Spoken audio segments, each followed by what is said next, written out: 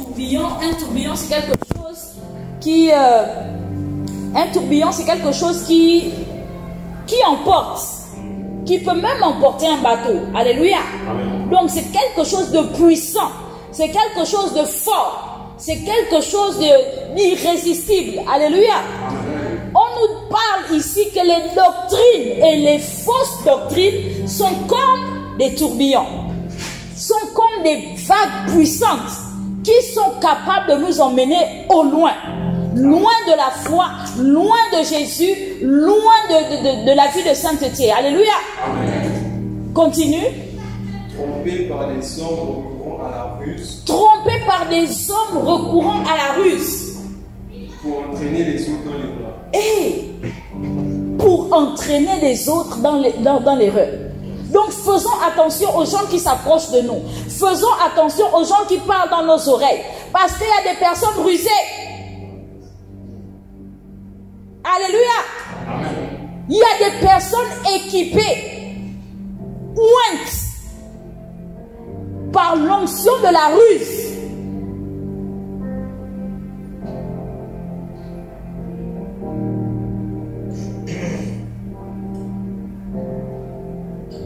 Alléluia. Amen. Faisons attention à qui parle à nos oreilles. Faisons attention à ce que nous écoutons.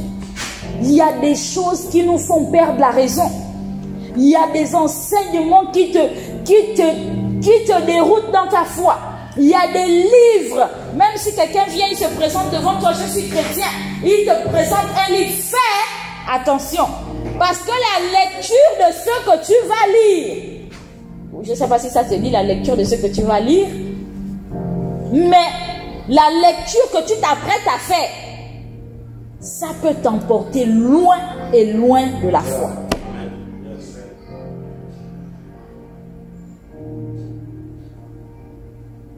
D'où la nécessité de devenir mature. Alléluia. Et mercredi dernier, on a expliqué comment est-ce que nous devenons matures. Qui était là mercredi dernier? Levez la main. Merci de répondre aux questions. Comment devenons-nous matures? On n'oublie pas qu'on fait l'étude des textes. Étude des textes, ça veut dire la réponse se trouve dans le texte. Comment est-ce que nous pouvons devenir matures? Quelle est la clé qui nous empêche de demeurer enfants? Puisque Éphésiens 4, verset 14 nous dit afin que vous ne soyez plus des enfants. Alléluia. Donc, la Bible nous demande de ne plus être des enfants. Si nous demeurons enfants, nous serons emportés par le tourbillon des enseignements. Retenons qu'on n'est pas de démons ici, hein. Parce que ce qui nous fait peur en tant qu'enfants de Dieu, c'est plus les démons. Là, on parle de quelque chose d'intellectuel. Un enseignement, une doctrine. What a shock! La puissance de la connaissance. Ce ne sont pas toutes les connaissances qui sont bonnes. La connaissance du bien et du mal a emmené Adam et Ève loin de Dieu.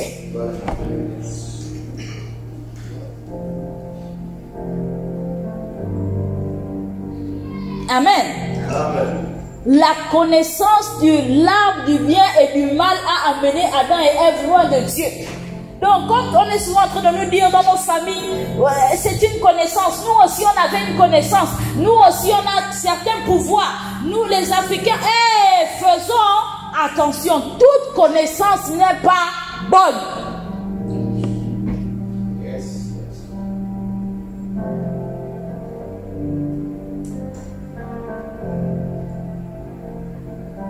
Quelle est la solution pour devenir enfant, pour devenir mature? Qu'est-ce que la Bible nous demande? On trouve la réponse un peu plus haut. Rapidement, on avait déjà parlé de ça longuement la semaine dernière. Là, la connaissance du Fils de Dieu. Alléluia. C'est ce qui nous rend matures. Notre maturité dans le Seigneur ne se révèle pas par nos années en Christ. Alléluia. Notre Notre maturité dans le Seigneur ne se définit pas par notre service. Notre maturité dans le Seigneur se définit par notre connaissance du Fils de Dieu.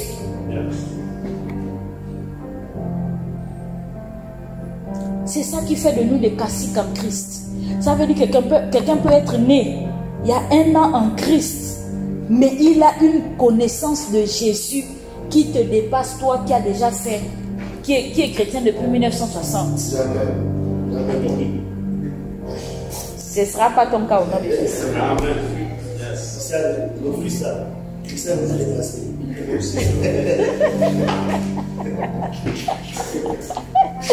Amen. Notre maturité est définie par notre capacité à connaître le Fils de Dieu. Chrétien, c'est ce que Dieu attend de nous. Dieu n'attend pas de nous d'abord tout ce que nous lui présentons. Amen. Dieu n'attend pas de nous d'abord les programmes, même le respect des programmes.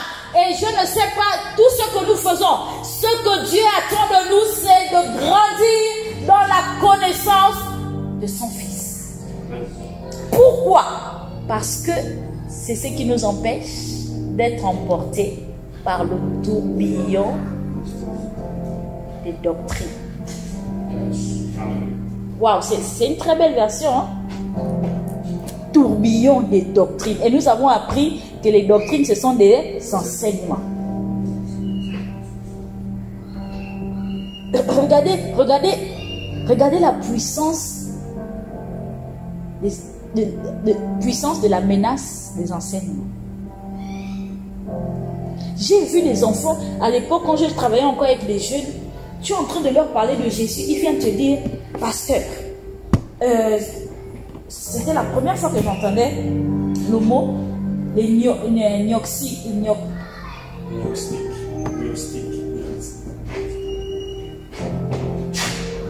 Qui leur parle de ça? Un professeur, qui est lui-même gnostique. Moine. C'est ça qui est ça. Et les enfants sont perdus. Parce que le professeur, au lieu de venir expliquer la physique, il explique gnoxisme ou quoi. En tout cas, c'est un courant de pensée, je ne sais plus de quoi ça parle.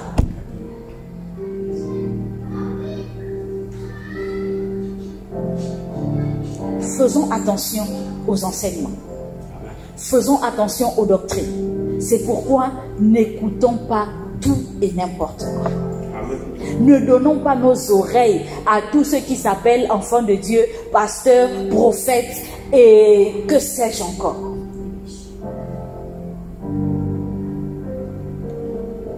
Alléluia. Merci, tu peux t'asseoir. Amen. Donc, alors que nous parlons de maturité, alors que nous parlons de salut de nos âmes, comprenons qu'il est impératif pour nous de grandir dans la connaissance de Christ.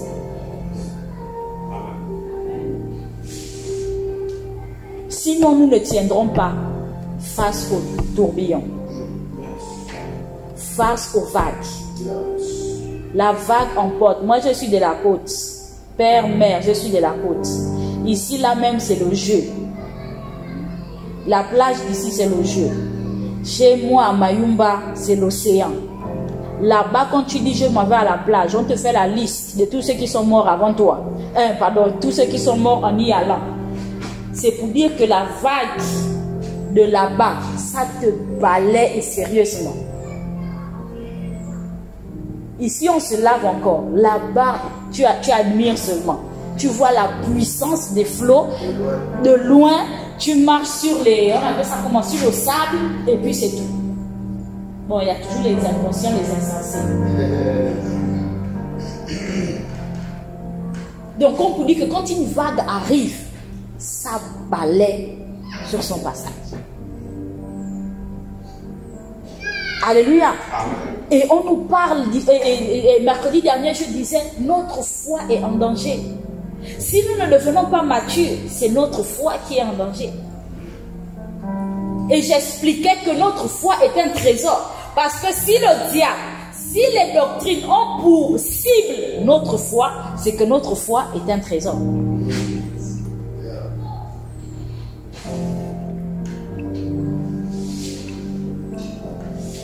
C'est pourquoi nous ne pouvons pas jouer avec notre vie de foi. Alléluia. Nous ne pouvons pas jouer avec notre vie chrétienne. Parce que c'est à un fort prix que nous sommes là. Pensons toujours aux efforts qui ont été faits pour que nous soyons là.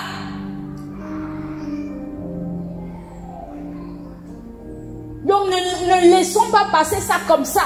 C'était difficile pour que tu arrives ici. C'était difficile pour que tu t'asseyes ici. Maintenant que tu es là, bats-toi pour y rester. Amen. Alléluia. Et les personnes, et nous avons deux sources. Dieu nous a donné deux canaux pour pouvoir le connaître. Le premier canal, c'est par ses ministres. Alléluia. Parce que dans ce verset un peu plus haut, on dit, la Bible nous révèle que Dieu a fait des dons aux hommes. Il a établi les pasteurs, les prophètes pour ton perfectionnement. Comprends que c'est pour ton perfectionnement. Alléluia. Si tu veux garder ta foi intacte, si tu veux préserver ta foi, si tu veux éviter d'être emporté loin de Dieu, accepte d'être sous le couvert des hommes que Dieu a établis.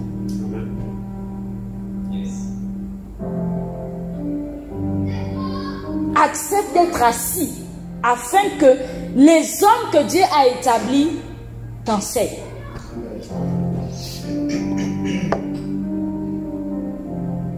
Sinon, tu seras emporté au loin.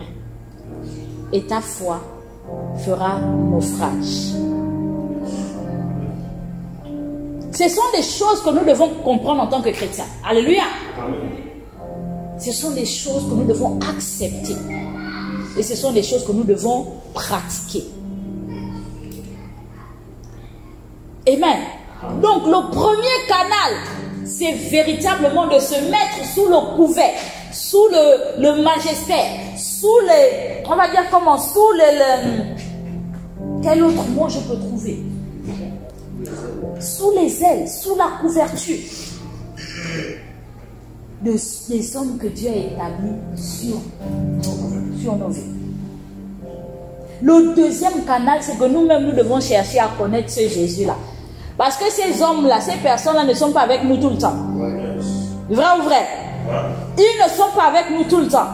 Mais lorsque nous sommes seuls, nous devons maintenant rentrer en contact avec celui qui nous a sauvés. D'où l'importance de lire la Bible. Et on ne cessera, on ne parlera jamais assez. En tout cas, ici, là, on ne va pas cesser de le dire, de le redire, de le redire. Si tu es fatigué, bon, on bloque même la porte parce que j'allais dire sort. Mais on va même fermer la porte parce que tu vas rester là, tu vas entendre jusqu'à... Tu vas accepter. On ne le dira jamais assez. Apprenons à connaître Christ personnellement.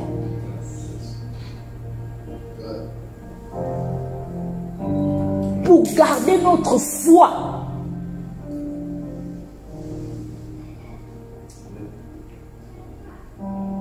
Parce qu'apparemment, c'est ce qui intéresse le diable.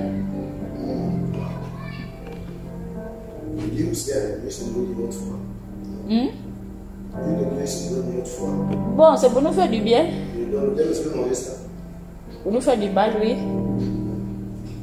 Alléluia. Donc, mangeons la parole de Dieu, je vous en supplie. On a dit,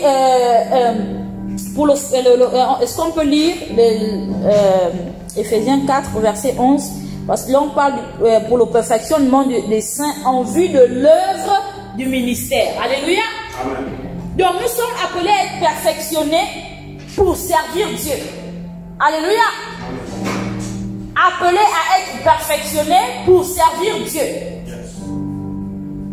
Et je voudrais rappeler ici, même si on a déjà enseigné plusieurs fois ici, mais je ne sais pas si c'était les mêmes auditeurs ou pas, même si c'était le cas, il est important de le rappeler que nous avons été sauvés pour servir.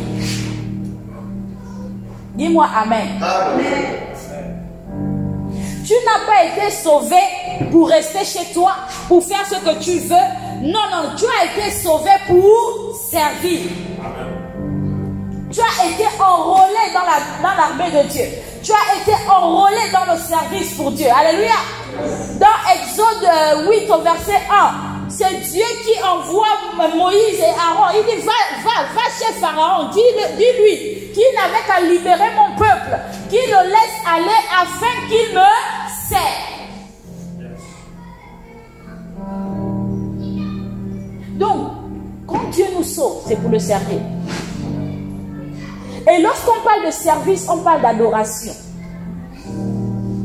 Dis-moi Amen. Amen. Le mot servir et adorer, c'est la même chose.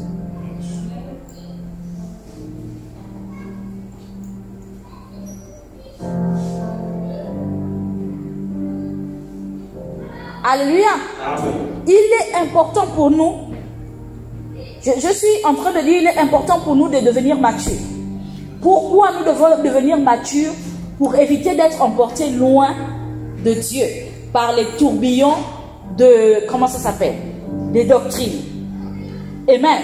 Amen. Et pour devenir mature, nous avons deux canaux. Le magistère des hommes de Dieu, se mettre sous la couverture de l'enseignement des hommes de Dieu, mais soi-même également faire ses recherches. Parce que Dieu nous a sauvés pour le servir. Mais pour servir Dieu, il faut que tu le serves comme lui, il le veut. Pas comme toi tu penses. Pas comme moi je pense. Alléluia. Amen. Pour adorer Dieu, pour prier Dieu, nous devons le faire comme lui, il le dit. Pas comme nous pensons.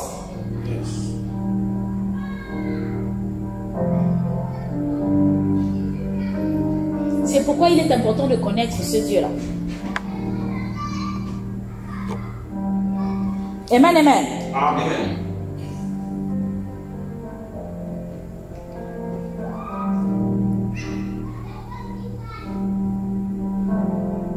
Que signifie connaître? Vu qu'on parle de connaître Dieu, que signifie connaître? Le terme connaître signifie se faire une idée claire d'eux. Alléluia. Amen. Donc, lorsqu'on dit connaître le Fils de Dieu, on nous demande de nous faire une idée claire, pas approximative, pas à peu près, pas comme on voit beaucoup de chrétiens, tu commences le verset mais tu es incapable de terminer. On te donne un enseignement mais tu as retenu juste une seule phrase. De l'enseignement d'une heure, tu retiens juste une seule phrase. Connaître en français, le dictionnaire veut dire se faire une idée claire de. Chrétiens, faisons-nous une idée claire de Jésus. Elle ne doit pas être floue, elle ne doit pas être ambiguë, elle ne doit pas être approximative. Faisons-nous une idée claire de ce Jésus. Parce que justement les doctrines, quand elles viendront, les enseignements, quand ils viendront, ils auront pour objectif de dénaturer ce Jésus-là. Alléluia. Ils auront pour objectif d'affaiblir ce Jésus. Ils auront pour objectif de le rendre menteur. Ils auront pour objectif de nous faire douter de ce Jésus. Lorsque je n'étais pas encore chrétienne, mais que j'allais à l'église parce que je cherchais Dieu, un enseignement on va dire comment, a attiré mon attention. Parce qu'à cette époque, il y avait beaucoup de livres qui sortaient, j'ai oublié le nom, mais c'était un livre très connu à l'époque. C'était une femme qui était femme de démon, femme de Satan, et puis elle est sortie de là. Rebecca Brown. Hein? Rebecca Brown. Donc je lisais beaucoup, à cette époque-là, il y avait beaucoup d'histoires comme ça. Mais quand tu lisais ces livres-là, ça parlait plus des démons, du monde des ténèbres, que de Dieu. Ça nous expliquait plus. C'est comme les histoires de sorciers. Aujourd'hui, beaucoup de sorciers se convertissent et deviennent pasteurs. Ils nous expliquent beaucoup de choses du monde des ténèbres. Après, on te donne seulement une petite phrase de Jésus.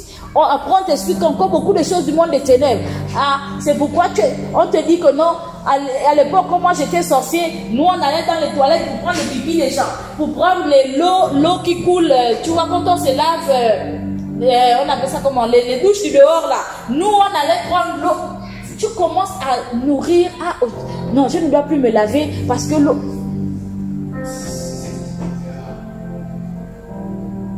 Ça nous explique tellement de.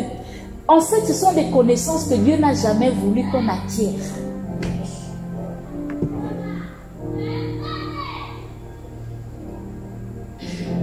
Et ce pasteur-là, ne sachant pas ce qui se passait dans ma vie, il a seulement posé une question, que un banquier, pour connaître un vrai billet, il a besoin d'étudier quoi? Un faux ou un vrai billet?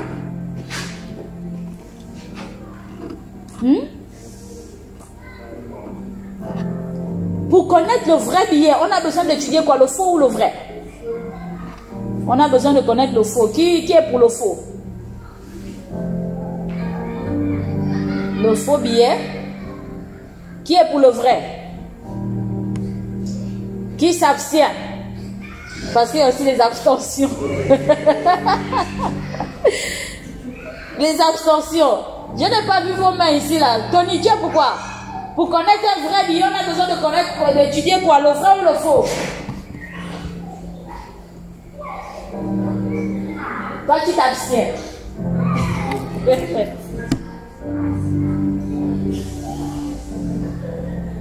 Pourquoi pour ceux qui disent le vrai, pourquoi on a besoin de connaître le vrai, Christian? Pourquoi?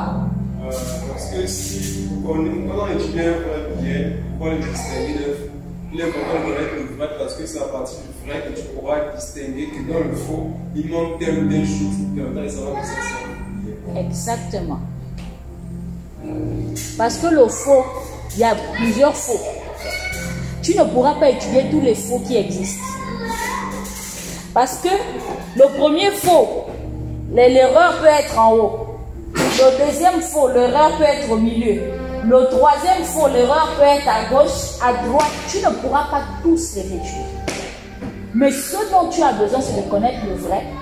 Quand tu vois le vrai et qu'un faux s'approche, tu sais automatiquement discerner ce qui manque.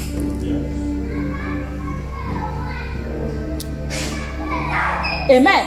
C'est pourquoi il est important pour nous d'étudier la parole de Dieu, de connaître Jésus, de se faire une idée claire de notre foi, de nos préceptes, une idée claire de nos principes. Quand je dis nos principes, ce sont les principes du royaume. Alléluia. Il est important parce que justement les faux enseignements viendront démonter ces choses. Viendront nous faire croire qu'elles sont fausses. Viendront nous faire croire que nous sommes des idiots parce que nous y croyons.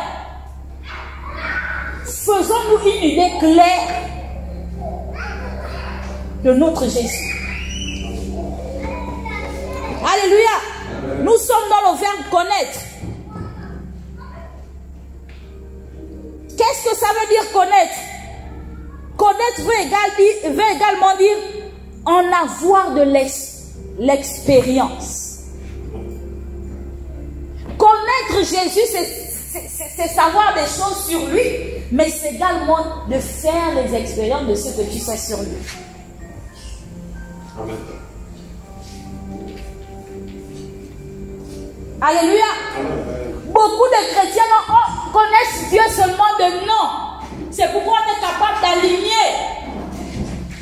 Seigneur, tu es fidèle. Seigneur, tu es bon. Seigneur, tu es miséricordieux. Seigneur, tu es tout puissant. Seigneur, tu es...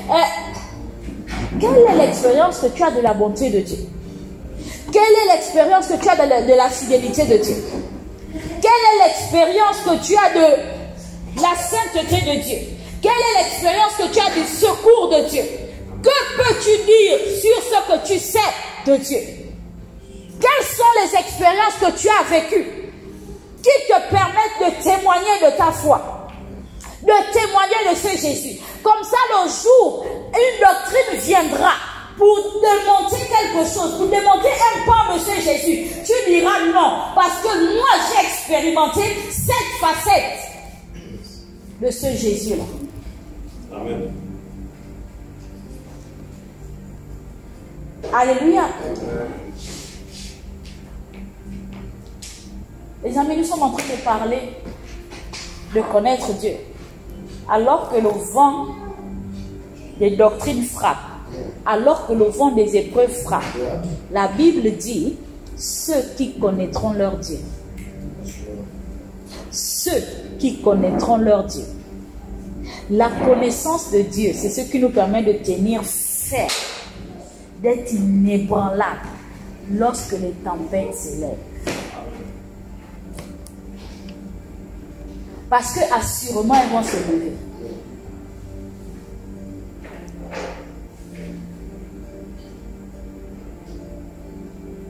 Est-ce qu'on peut lire Jean 4, verset 22?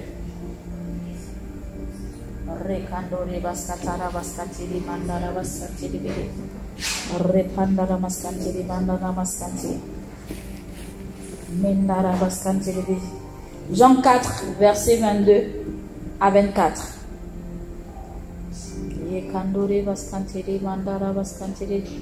Sarah, tu peux nous lire ça, s'il te plaît?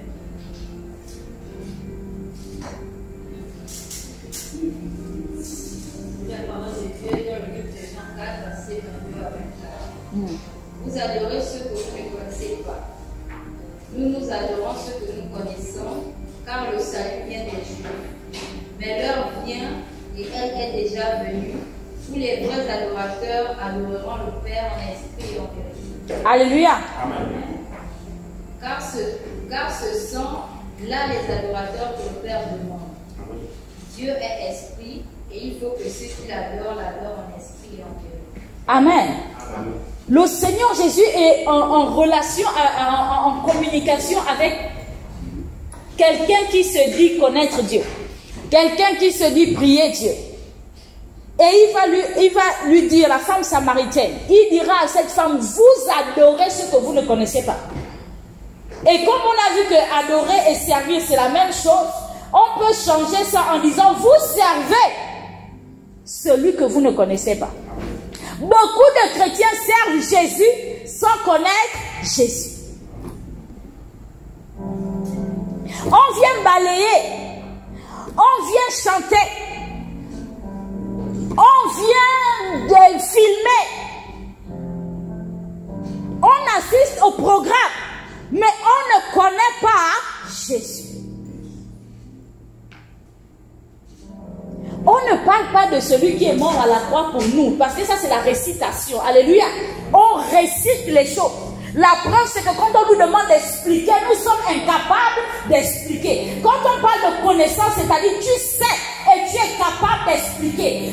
On a appris à l'école que tout ce qui se conçoit bien s'explique clairement. Et les mots pour le dire arrivent aisément. C'était au lycée, la philosophie. Ceux qui n'ont pas pris le cours de philosophie. Alléluia.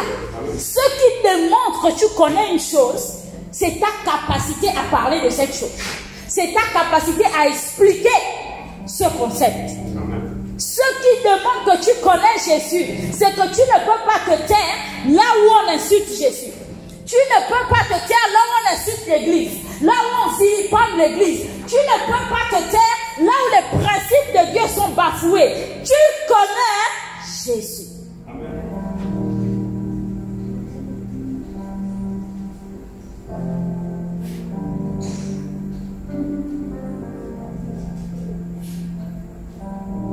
Vous servez ce que vous ne connaissez pas. Parce que quand tu connais quelqu'un, tu sais ce que la personne aime, tu sais ce que la personne n'aime pas. Alléluia. Connaître quelqu'un implique de savoir ce qu'elle aime et ce qu'elle n'aime pas. Mais il y a une connaissance de bébé. Hein? Il y a une petite connaissance où tu sais, tu t'appelles comment? Je m'appelle Kézia. Et puis ça, on devient des copines. Hein? Kézia, deviens copine avec. Ça, c'est la connaissance des bébés. Et beaucoup de chrétiens sont dans la connaissance des bébés en Christ. Une connaissance de Jésus bébéique.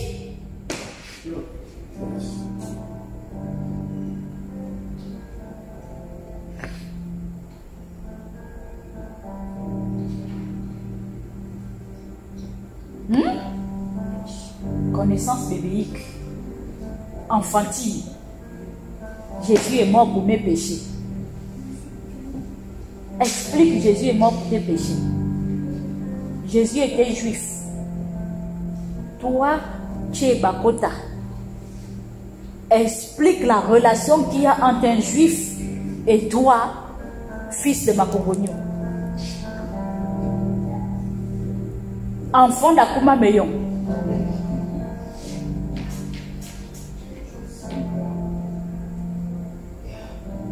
Quelle connaissance avons-nous de Jésus? Qui servons-nous? C'est pourquoi, lorsque les épreuves arrivent, lorsque les enseignements arrivent, nous sommes emportés.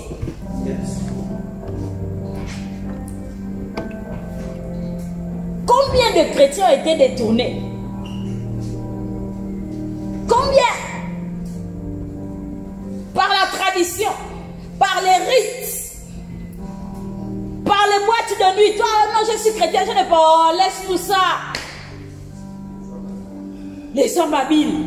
Après 1, 2, 3, tu ne sais pas comment tu te retrouves dans les lumières bleues.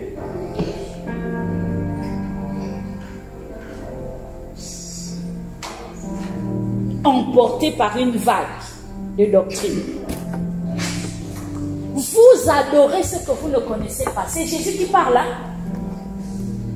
Et après, il dira, beaucoup viendront. Non, au dernier jour, beaucoup diront, Seigneur, n'ai-je pas rangé les chaises en ton nom? N'ai-je pas pris ça?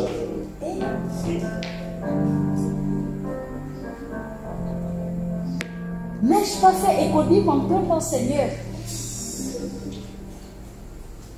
Je ne vous connais pas. Et l'histoire de connaître Jésus, là, c'est pas une histoire de bébé, hein? C'est pas la connaissance bébéique. Arrêtons de servir un Dieu que nous ne connaissons pas.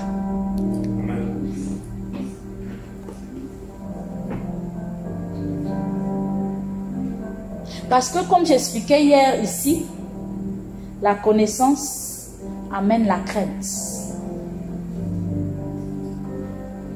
Alléluia. Et quand on parle de crainte, on parle d'amour et de respect. Lorsque tu connais quelqu'un, tu l'aimes et tu le respectes. Mais il y a tellement de gens qui servent Dieu sans amour et sans respect. C'est pourquoi le Seigneur pouvait dire, ce sont de tels adorateurs que le cherche. Le Père cherche des serviteurs qui l'adorent en esprit et en vérité. Regardez, travailler pour Dieu, servir Dieu, c'est différent de ce que l'on fait dans le monde. Dans le monde, on te dit, on nous programme à être des robots. On te dit, ton travail, c'est pas chez toi.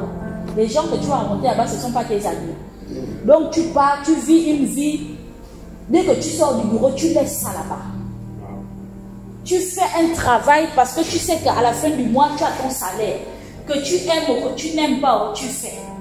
Frère, tu voulais être enseignant. Ce sont les circonstances de la vie qui t'ont poussé là-bas. C'est clair que ton cœur n'y est pas. Tu fais parce que il faut faire. Mais Dieu, en Dieu, Dieu refuse ce genre de service. Alléluia. Dieu refuse un service quand le cœur n'y est pas. Il ne l'accepte pas. Dieu refuse quand tu n'es pas impliqué. C'est pourquoi un responsable peut courir derrière toi tout le temps pour que tu fasses ce que tu dois faire. Parce que ton cœur n'y est pas.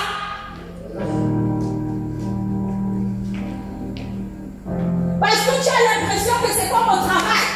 Tu pars faire acte de présence, j'étais là, j'ai servi, et tu sors. Non. J'ai fait le pointage, voilà, c'est ça l'hôtel, j'ai pointé. On pointe en Christ, mais on ne connaît pas Christ. Parce que notre connaissance de Christ nous emmène à l'aimer et à le respecter. Amen. Afin de mieux le servir. Parce que quand tu aimes quelqu'un, tu lui donnes ce qu'il aime. Moi, il y a des plats que je sais que mon mari n'aime pas. Donc, je ne peux pas, un midi, avec tout l'amour que j'ai pour mon mari, faire ce plat et puis venir déposer. Ce n'est pas la sorcellerie. Ou bien, peut-être que je suis en manque de. Je sais pas, manque de problème. C'est si tu en manques de problème que tu peux créer un truc comme ça. Quand c'est trop calme, bon, moi je n'ai pas ce démon là. Je n'ai pas le démon là. Alléluia. Non, c'est pas possible. J'aime mon mari, je sais ce qu'il aime et ce qu'il n'aime pas. Je ne peux pas servir à mon mari ce qu'il n'aime pas. Mais c'est ce que nous faisons avec le Seigneur. Tu sers Dieu avec ce qu'il n'aime pas. Tu viens servir, mais dans ton téléphone, comme avait dit Chocolat des filles, monsieur, passez-moi un peu votre téléphone.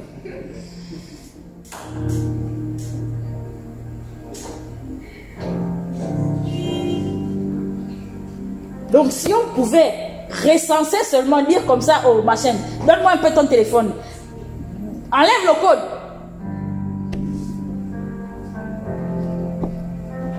Mais on sert. Mais on prie. Mais on adore. Non. Nous servons qui nous ne connaissons pas. Et nous serons les prochaines victimes de la prochaine vague. Parce que pour nous qui sommes de la côte, là, quand on appelle ça comment? Quand la marée monte, ça commence d'abord par les petites vagues. Hein? C'est pour vous dire que non, l'eau est en train de remonter. Le goût de l'eau vous garde là. C'est bon. Vous, à un moment, tu mettais les pieds au sol. Après, tu sens que tu n'aimais plus. Ah, il y aura une qui va venir te rappeler qu'il est temps d'aller à la maison.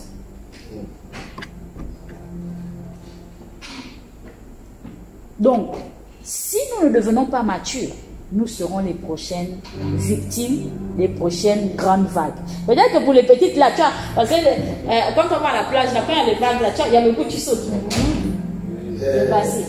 Tu vois, non? Il y a les autres qui sont partis, qui ont été emportés. Par exemple, Kézia, avec une petite vague, elle peut être emportée. Mais moi, ça va. Hein, je saute. Mais il y a toujours une.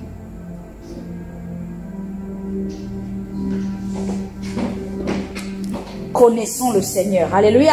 Amen. Ayons l'expérience de ce que nous disons. Bon, parce qu'on voit l'expérience là même, il faut d'abord connaître le Seigneur. Mais maintenant, quand tu connais, aie de l'expérience. Es-tu capable de parler de la fidélité de Dieu? Es-tu capable de parler de la bonté de Dieu? Es-tu capable de parler de la paix de Dieu? Es-tu capable de parler du secours de Dieu? Es-tu capable de parler de la sainteté, de la sanctification? C'est-à-dire, quand je dis parler, ça veut dire que tu as fait des expériences de toutes ces choses que tu sais sur Dieu.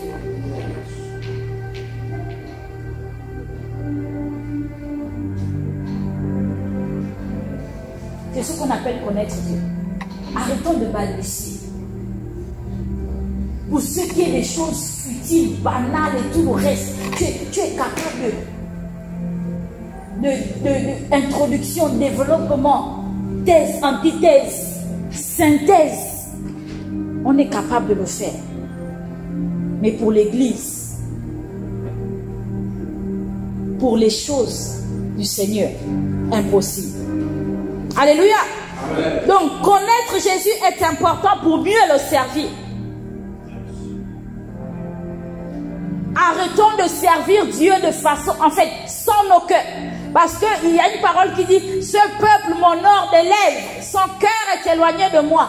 Arrêtons de venir servir Dieu avec nos corps. Mettons-en du nôtre. Mettons-en nos entrailles. À cause de la connaissance de l'excellence que nous avons, ou de l'excellence de la connaissance que nous avons de Jésus. Celui qui connaît sert différemment. Alléluia. Parce que n'oublions pas, nous avons été sauvés pour servir. Nous avons été sauvés pour adorer. Et l'adoration, comme je disais, c'est le service. Donc, tout ce que nous faisons à l'église, c'est une adoration.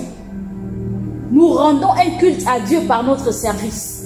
Mais ce culte doit être fait sur la base de ce que Dieu est, aime et n'aime pas.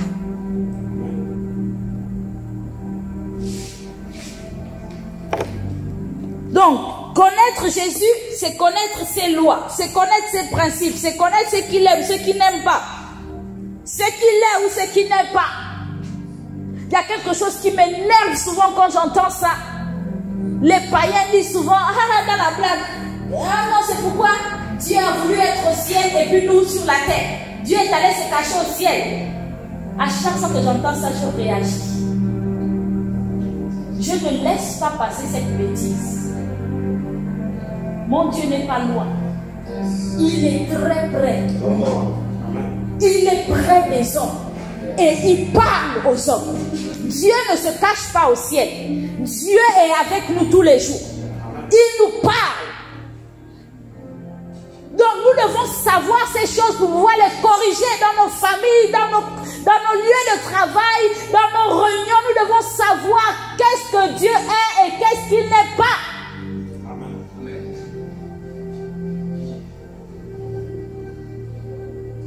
La dernière fois, j'étais à un programme et là-bas, on ne faisait que dire, oh Jesus, oh, je vous dis ça maintenant comment? Jesus. Moins de choses, Jesus. Moins de choses, Jesus. Il y a une sainte colère qui est rentrée en moi. J'ai dit, hé,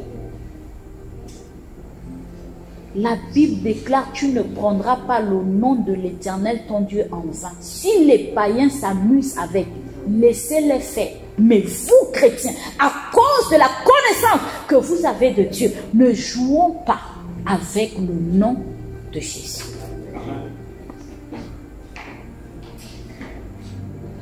On ne peut pas être en... Oh, Jesus, Jesus. C'est un nom puissant. C'est un nom redoutable. C'est le nom qui m'a sauvé. C'est le nom devant qui les êtres suprêmes dans les cieux, sur la terre, sous la terre, fléchissent. Nous, on ne peut pas prendre ça, on dirait, je sais pas, oh Jesus, Jesus.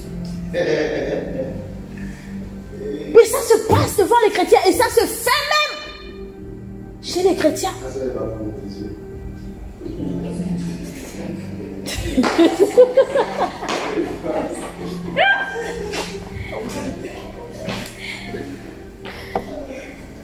Amen. Connaissons Christ pour réagir quand il faut réagir, pour défendre notre foi quand il faut le faire. Connaissons le Seigneur profondément afin de mieux le servir, parce qu'il n'accepte pas un service là où notre cœur n'y est pas. Un service que nous faisons sans le connaître. Amen. Donc, connaître Jésus, je disais, c'est connaître ses lois, ses principes, ce qu'il aime, ce qu'il n'aime pas, ce qu'il est ou ce qu'il n'est pas, et connaître ses manières d'agir. Alléluia. Oh, Dieu a des façons d'agir que les enfants de Dieu doivent connaître. Et l'une de ces façons d'agir, c'est que Dieu teste. Dis-moi Amen. Amen. Dieu éprouve. Dis-moi Amen. Amen. Dieu a une façon d'agir où il teste, où il éprouve. Ça, c'est la partie du film que beaucoup de chrétiens ne sont pas au courant. C'est la partie du film que beaucoup de chrétiens négligent. Parce qu'on ne sait pas que Dieu teste, Dieu éprouve. Dieu enseigne. On a parlé d'enseignement, non? Dieu enseigne. Mais après l'enseignement vient le test. Dis avec moi, après l'enseignement vient le test. Après l'enseignement vient l'exercice. Après l'enseignement vient le devoir. Pire encore l'interrogation. Ou bien, monsieur le professeur, il y a souvent l'interro, non? Ah, Dieu nous surprend souvent, hein? Tac! C'est-à-dire après une leçon, le jour où tu t'attends le moins. Bam!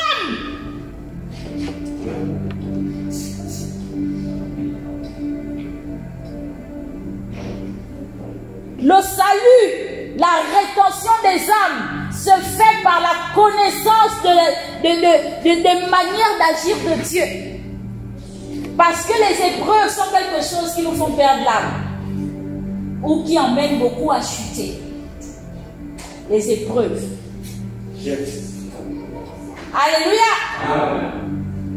On nous a peut-être montré juste un Dieu bon, un Dieu bonbon. Mais Dieu éprouve. Après l'enseignement, dis avec moi, après l'enseignement, vient le test. Après l'enseignement, vient les épreuves. Le problème vient du fait que les chrétiens sont des tombes souilleurs. Nous, on appelle ça tombes souilleurs. Vous appelez les gens qui sèchent aujourd'hui comment? Vous n'avez pas une expression pour eux. Tom Sawyer, c'était un gars qui aimait la nature. Il allait, au lieu d'aller à l'école, il allait vers l'école. Après, il prenait souvent le pivot qui amenait à la rivière. Lui, il aimait se laver à la rivière.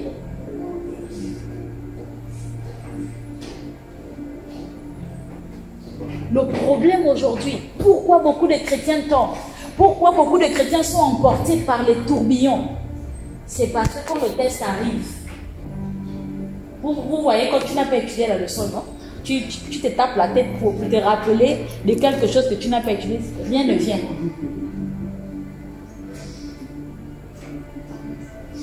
Tu réfléchis jusqu'à rien ne vient. Alléluia.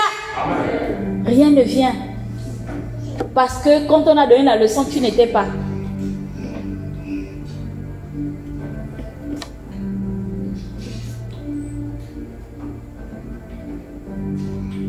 C'est ce qui explique la faiblesse de la foi de beaucoup. Parce qu'on n'est pas enseigné. Et quand le test de la vie arrive, le Seigneur a dit quoi? Qu'il y a ceux qui bâtissent sur le sable et ceux qui bâtissent sur le roc, n'est-ce pas? Et les deux bâtissent. Et les deux sont confrontés à la pluie, au vent, à la tempête, n'est-ce pas? Donc, penser qu'il y aura une vie sans problème, nous sommes en train de nous leurrer. Même pour nous, enfants de Dieu, il y aura le vent, il y aura la tempête, il y aura toutes ces choses. Mais tu ne tiendras que si tu as eu la leçon auparavant.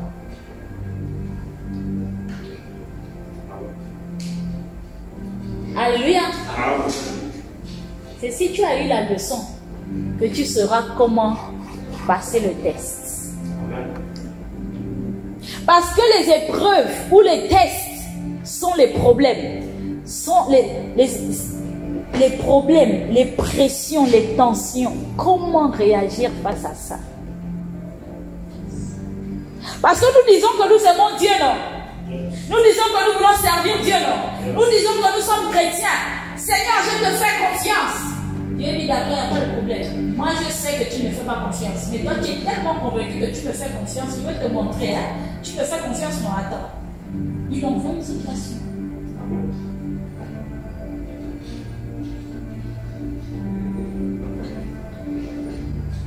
Maintenant, fais confiance à Dieu.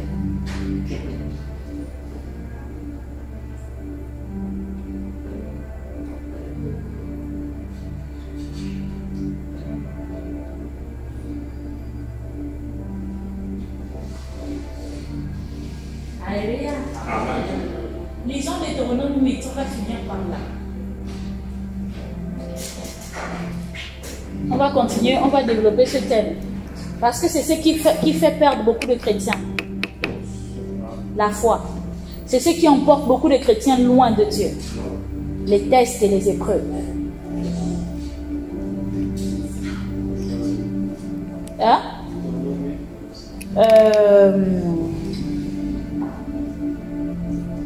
Bonne question. Kambore Baskate. Attends, je regarde moi-même. Kare Baskandere Baskate Deba. Yamandara Baskandere Barabara. Repandara Baskandere Bedede. Rekandore Baskate Baskandere Mandara Baskate. Rekandore Baskate Barara. À partir du verset 13.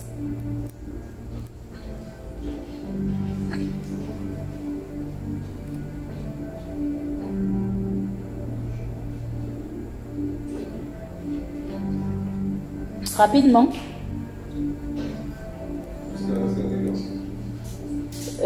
Jusqu'au verset 16. J'ai la parole de Deutéronome 8 à partir du verset 13 jusqu'à 16. Vous posséderez davantage de bœufs, de moutons et de chèvres, davantage d'argent, d'or et de biens de toutes sortes. Verset 14. Veillez alors à ne pas devenir orgueilleux, au point d'oublier que le Seigneur votre Dieu vous a fait sortir d'Égypte où vous étiez esclaves. Verset 15. Il vous a conduit à travers l'immense et redoutable désert, peuplé de serpents venimeux et de scorpions. Dans cette terre complètement aride, il a fait jaillir pour vous de l'eau du rocher de l'eau. Verset 16. Dans ce même désert, il vous a donné la faim, une nourriture inconnue de vos ancêtres. Il vous a fait rencontrer des difficultés pour vous mettre à l'épreuve, tout en vous préparant un avenir. La version du second. Quelqu'un peut lire la version du second? Rapidement.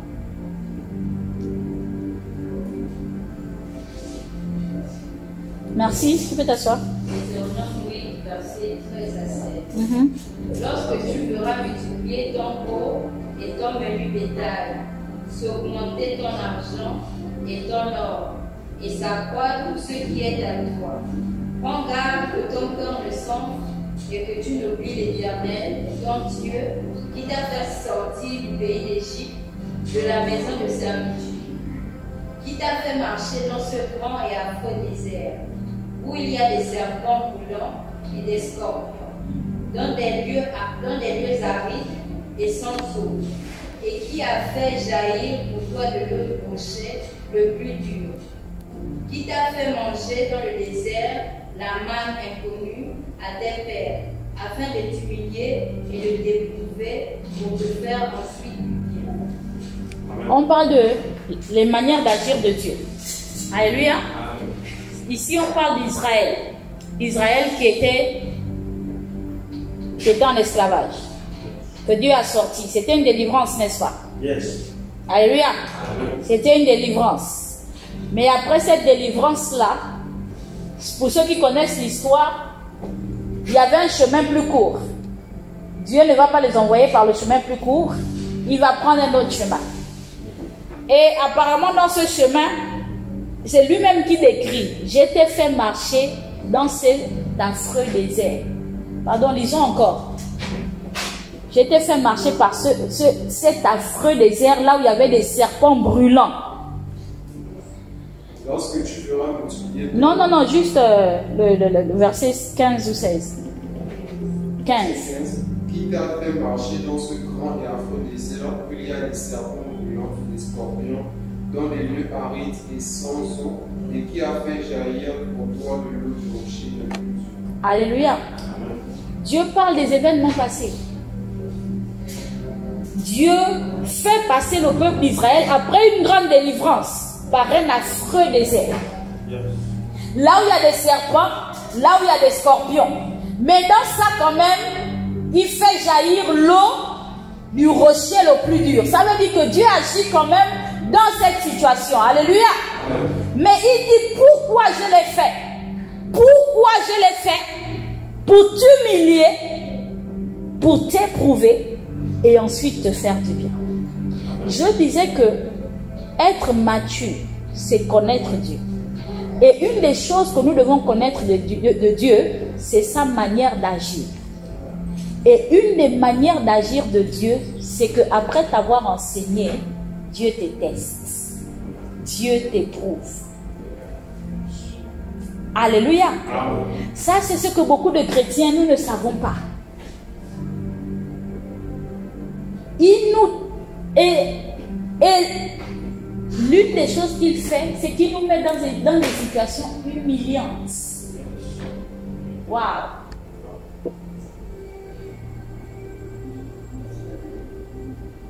Ça ressemble à ce que tu connais du bon Dieu, là, ou bien de l'idée que tu avais du bon Dieu. Hein? Est-ce que ça ressemble à l'idée du bon Dieu qu'on a souvent? Dieu qui est bon. Hein? Miséricordieux. Le Dieu de puissance. Qui est fort dans les combats. C'est de lui qu'on a besoin de parler là. Hein? Alléluia. C'est de Dieu qu'on a besoin de parler. Hein? Il dit, je t'humilie. Mon Dieu, une situation humiliante. Dieu humilie les hommes.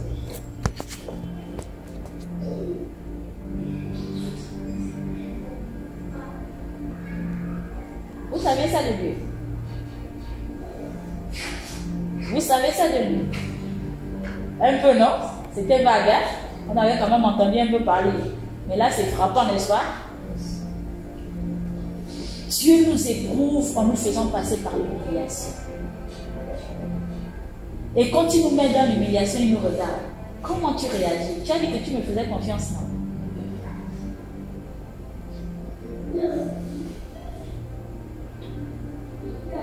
Tu as dit que tu n'étais pas orgueilleuse, non? Que toi tu es délivrée de l'orgueil. Toi tu n'es pas orgueilleuse. Non, moi je suis humble. Moi je n'aime pas les problèmes. Moi je suis quelqu'un de... Tous les mois là, moi. Les mois là vont sortir dans l'humiliation.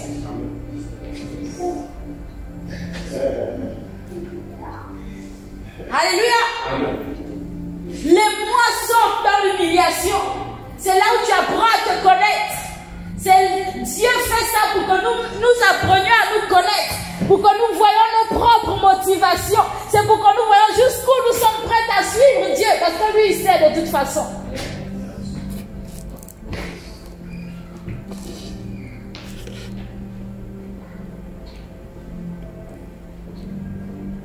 Après l'enseignement, vient le test. Vient l'épreuve. Alléluia. Et ça, c'est quelque chose qui emporte beaucoup de chrétiens au loin. Tu as dit que tu guérissais. Guéris-moi, ne me laisse pas tomber. Tu pries comme ça, la Dieu ne te guérit pas. Mais il guérit ta voisine à côté.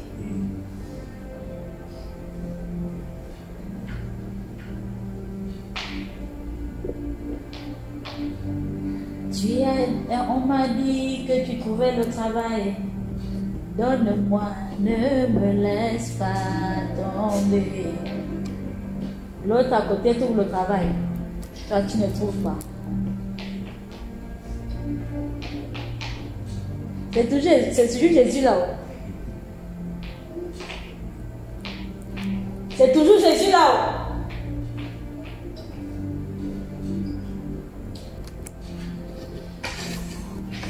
Alléluia. Que les épreuves ne nous emportent pas loin de Dieu. Que les tests ne nous emmènent pas loin de Dieu. Que les déceptions ne nous emmènent pas loin de Dieu.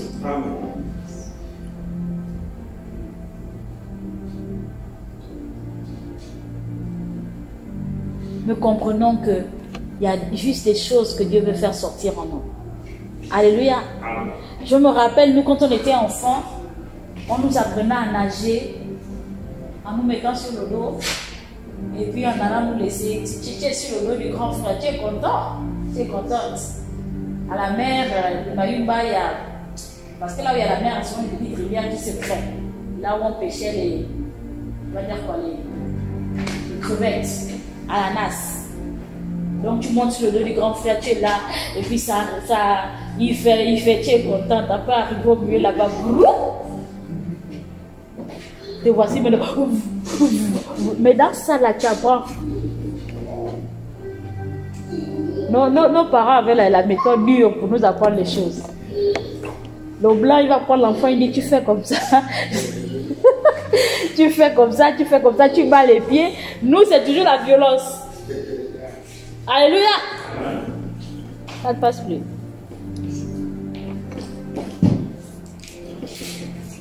Amen. Amen. Comprenons que notre Dieu est également le Dieu des épreuves, notre Dieu est également le Dieu des tests, notre Dieu est également le Dieu de... J'ai envie de dire des problèmes. Amen. Amen. Mais pour résister dans ce mauvais jour, nous avons besoin d'être enseignés. Yes. C'est pourquoi arrêtons d'être des Tom Sawyer. Amen. Amen. Arrêtons d'être des Tom Sawyer. Parce que Dieu délivre par sa parole. Dieu parle par sa parole. Dieu oriente par sa parole. Dieu fortifie par sa parole. Mais si tu n'es pas là lorsque cette parole est proclamée, tu vas demeurer dans tes problèmes. Tu vas demeurer dans ton tourbillon. Tu seras emporté loin de Dieu.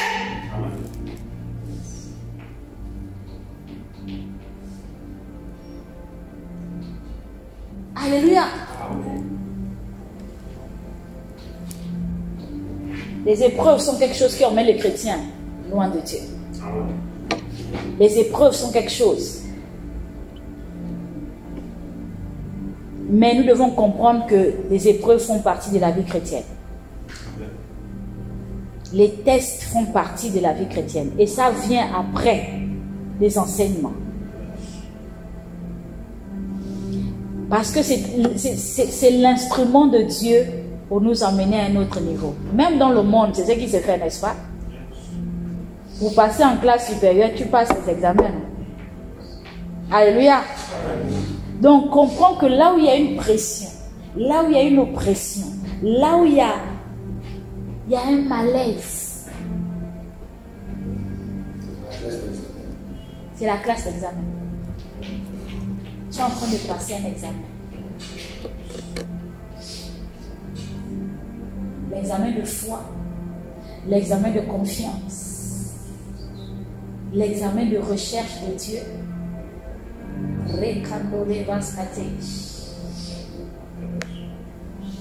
L'examen où tu dois apprendre peut-être à plus crier à Dieu, à plus chercher Dieu, à plus jeûner, à plus lire, à plus t'accrocher à Dieu. C'est un examen.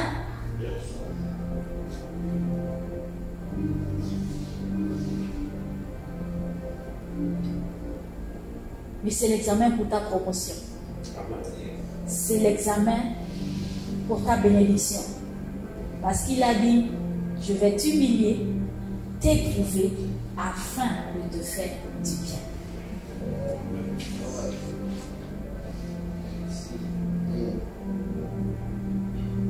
Alléluia. T'humilier, t'éprouver, afin de te faire du bien. Les épreuves sont des instruments d'élévation pour nous. Dieu nous emmène à un autre niveau par les épreuves. Veillons juste sur notre cœur. Veillons sur nos pensées. Veillons. Cherchons plutôt les enseignements. Alléluia. Cherchons plutôt la parole de Dieu. Moi-même, je passais par une situation difficile. Je cherchais à comprendre. Tout était noir. Mais il fallait qu'un enseignant m'enseigne.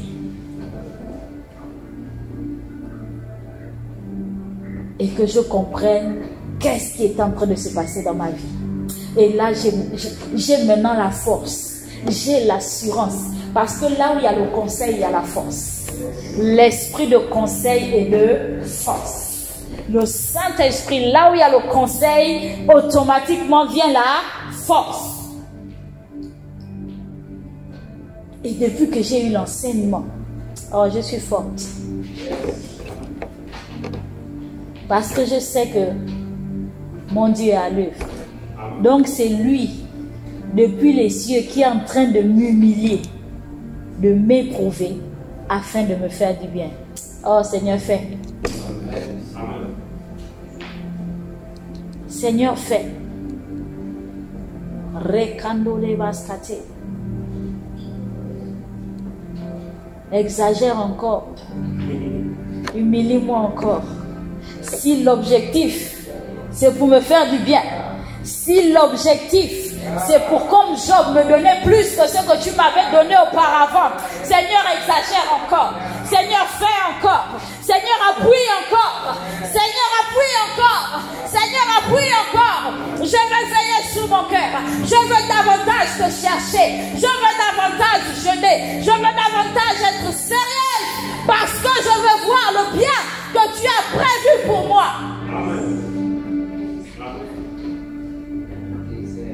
Cette situation ne me perdra pas. Mais elle me conduit vers mon Dieu. C'est de la maturité, de comprendre dans quoi nous sommes.